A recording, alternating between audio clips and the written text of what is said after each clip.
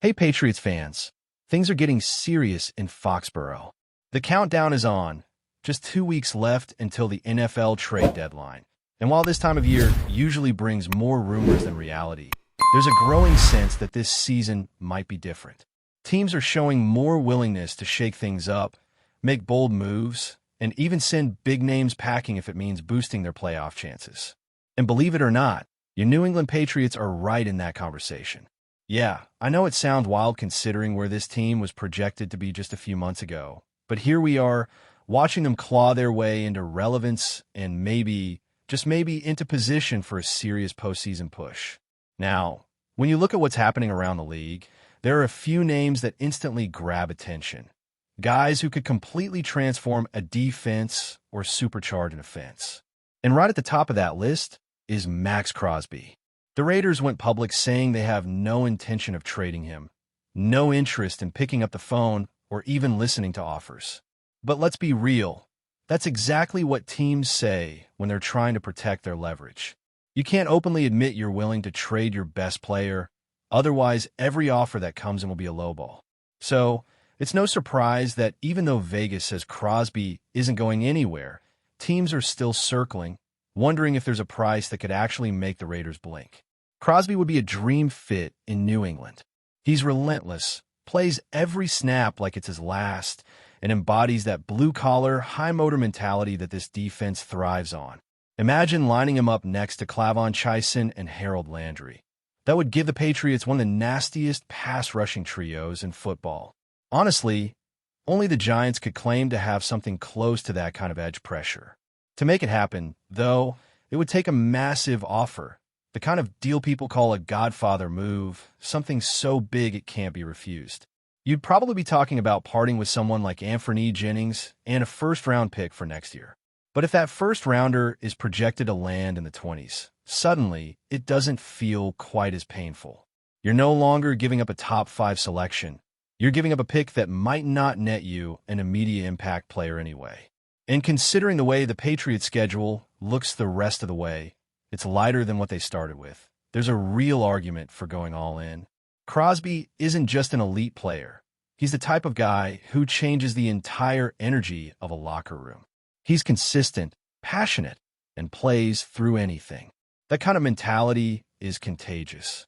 The sticking point, of course, is whether the Raiders are really as committed to keeping him as they claim. With Pete Carroll now in a mix and Tom Brady having a hand in the ownership side, the Raiders are trying to build something stable, something that feels long-term. Trading Crosby would be the ultimate sign of giving up, and I don't think they're ready for that, at least not yet.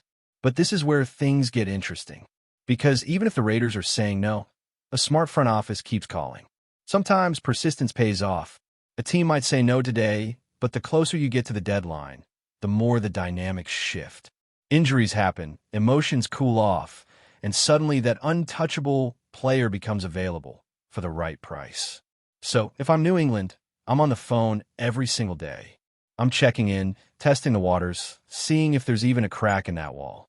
Because adding Crosby could take this defense from solid to terrifying. It's one of those rare moves that could instantly change the trajectory of a season. Switching over to the offensive side of the ball, it's been a mixed bag for the Patriots. Drake may have shown flashes that remind everyone why he was so highly drafted. Smooth arm, good command, confident in the pocket. The offensive line has finally started to gel, giving him more time to make plays. But the running game? That's where things have hit a wall. Ramondre Stevenson has been fighting hard, showing flashes of the old spark, but he hasn't been consistent enough. Trayvon Henderson hasn't really found his footing in this system yet, and Antonio Gibson's injury has left a noticeable hole. Terrell Jennings has stepped in for limited snaps, but it's fair to ask whether he's ready to handle a full workload. So naturally, people are wondering, should the Patriots look for help in the backfield before the deadline? One name that keeps popping up is Breece Hall from the New York Jets. Now, the Jets have not said they're willing to move him, but given how chaotic things have been for them, especially after they officially moved on from Justin Fields and handed the offense to Tyrod Taylor, it's not a crazy idea. Still, trading within the division? That's where things get messy. Even if New England offered a strong package, say a second or third round pick, It's hard to imagine the Jets agreeing to send a talented, young running back to a rival they face twice every season. The optics would be terrible, and if Hall went on to light it up in a Patriots uniform, that front office would never hear the end of it.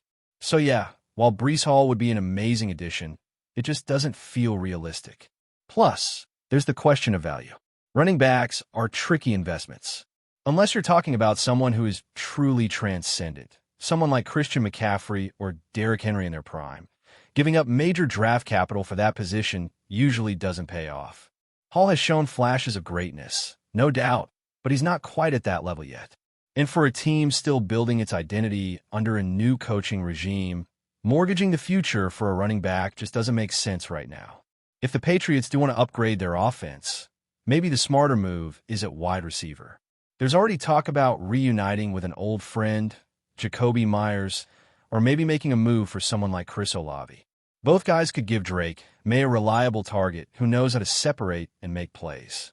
The receiver room in New England has potential, but it's still searching for consistency. Stephon Diggs has been incredible coming back from that ACL injury, playing with energy and precision. Kayshon Boutte has quietly put up some strong numbers even with limited targets, and Pop Douglas is starting to emerge after that incredible one-handed grab last week. But there's still a lack of cohesion. You can see in certain drives when timing is off or routes break down. That's where a steady, proven receiver could make all the difference. Myers would be a natural fit because he knows how Josh McDaniels operates. He's reliable, has great chemistry with quarterbacks, and knows how to find soft spots in coverage. Olave, on the other hand, brings a dynamic element that could open up the field vertically, giving May more freedom to push the ball downfield. The challenge is cost. Both guys would command something decent in return, maybe a third and a fifth-round pick. That's not outrageous, but again, it's a question of balance. You have to ask whether adding one player is enough to elevate this team from on the rise to contender. And that's a tough sell, especially when the roster still has some holes compared to teams like Kansas City or Detroit. That's why the Patriots front office needs to play it smart. This team is ahead of schedule, no doubt about it. The pieces are falling into place faster than most expected, but that doesn't mean it's time to throw caution to the wind. You can't build sustained success by trading away all your draft assets for short-term gains. Sure, it's tempting to go all in, especially when the division feels winnable and the team is playing with confidence. But sometimes the best move is the one you don't make. Use the later-round picks to strengthen depth, add rotation players, maybe snag a backup safety or a solid interior lineman. Build the foundation so that when you do make that big move, it's the final piece of the puzzle, not a desperate swing. And who knows? Some of those depth moves could quietly pay off in a big way. A Jerome Ford-type running back from Cleveland, a rotational defensive lineman who can give you snaps on third down, a young safety who can help in coverage. Those are the kind of under-the-radar additions that championship teams make. It's not flashy, but it's smart. The Patriots have built dynasties before by being smarter than everyone else. Maybe this is another chance to prove they can do it again. Now, let's flip the focus for a moment and talk about the other side of the trade market. The players who might actually be leaving New England instead of arriving. Because while fans love to dream about blockbuster acquisitions and headline-grabbing additions, the truth is the Patriots have a few names on their own roster who could draw interest around the league. Two of those names keep coming up again and again, Kyle Duggar and Anfernee Jennings. Both are solid contributors, both fit the culture, but they're also at that point where their trade value might never be higher than it is right now. Starting with Duggar, he's been one of those players who quietly holds a defense together. Tough, physical, dependable. He's exactly the type of safety every team wants. But in a system that's changing under Mike Vrabel, the question becomes whether he fits the long-term plan. The Patriots are shifting toward a slightly faster, more flexible defensive approach, emphasizing coverage versatility and hybrid players who can handle multiple roles.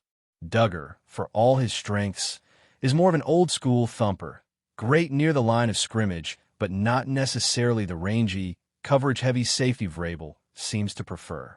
That doesn't make him expendable, but it does make him a potential trade chip, especially for a team that's looking for an immediate upgrade in physicality on defense. Then there's Anthony Jennings, who's been an underrated piece of the puzzle this year. He's developed into a steady edge presence, strong against the run, and capable of generating pressure when called upon.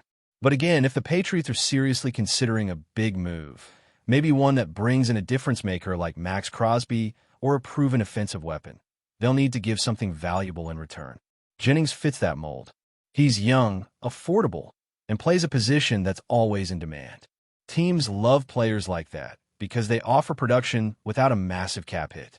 So don't be shocked if his name surfaces in trade talks as the deadline approaches. What's realistic in terms of value? Probably not much more than a 5th or 6th round pick for either player individually. Maybe if a contender gets desperate or you package them together, you could sneak out a late 4th. It's not glamorous, but sometimes those picks become the difference between landing an extra rotational lineman or missing out. And in the long run, that kind of depth move can pay dividends, especially when you're dealing with injuries down the stretch.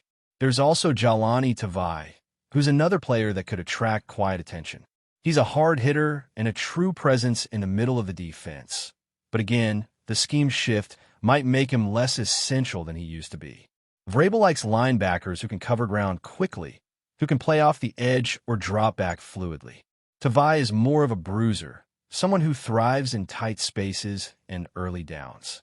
If a team looking for toughness in the front seven comes calling, it wouldn't be shocking to see the Patriots take that call seriously. Now, when you step back and look at the bigger picture, you can see that this trade deadline isn't just about trying to chase wins right now. It's about shaping the roster for the next chapter. The Patriots have quietly built a foundation that feels young and competitive.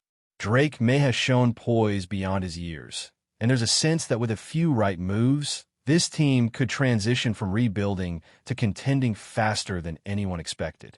That's why the decisions made over these next 2 weeks are so crucial. Move too aggressively, and you risk setting back the progress that's been made.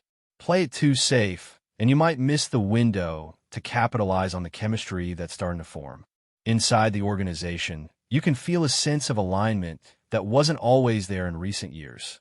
Elliott Wolf, Vrabel, and the rest of the front office seem to be in lockstep, evaluating the roster piece by piece, understanding not just who fits today, but who fits a year or two from now. They're looking at every position, offense, defense, and even special teams, and asking, where do we have surplus? Where are we thin? Where can we afford to deal from strength? That's the kind of long-term vision that sustains success. Before we continue, don't forget to subscribe to Patriots Hub and give this video a like. Your support helps us keep delivering the latest updates on our New England Patriots. And don't be shy. Share your thoughts on the news in the comments below. Boston is buzzing with whispers that could reshape the NFL landscape. TYREEK Hill, one of the league's most electrifying wide receivers, might be heading to the New England Patriots. Sources close to the team hint at intense negotiations, and fans have already begun celebrating the mere possibility of the star athlete donning the silver and blue. Social media is ablaze. Patriots hashtags are trending, and merchandise speculation is off the charts. Could this be the blockbuster move New England has been craving? Hill, known for his blistering speed and game-changing plays, has made a name for himself as a true offensive weapon. His presence could instantly elevate the Patriots' passing game, giving quarterback Mac Jones a dynamic target capable of stretching defenses like never before. The prospect alone has pundits buzzing. Imagine the Patriots' offense suddenly infused with Hill's explosive energy, able to turn routine plays into highlight reels. Rival teams are reportedly monitoring the rumor closely, perhaps reconsidering their defensive strategies if this deal comes to fruition. Inside sources suggest that while nothing is official, the atmosphere around Gillette Stadium feels electric. Fans are already dreaming of season-opening showdowns where Hill could break free for a long touchdown, energizing crowds and reigniting the Patriots' championship ambitions. Local sports bars are reportedly preparing for the surge in viewership, anticipating an influx of supporters eager to witness what could be one of the most exciting seasons in recent memory. Of course, all of this remains speculation, a tantalizing what-if that NFL insiders thrive on. But the energy in Boston is undeniable. Hill's potential arrival is more than a roster move. It's a cultural moment for Patriots supporters, a rumor that has united the city in a shared thrill. Whether it becomes reality or remains a fantasy, the chatter alone has reminded everyone why football is more than a game. It's a story full of suspense, hope, and the possibility of witnessing greatness firsthand. That's it for this update. If you enjoyed the video and want to stay updated with exclusive news about our New England Patriots, be sure to subscribe to Patriots Hub and hit that like button. We can't wait to hear your thoughts in the comments. See you in the next video.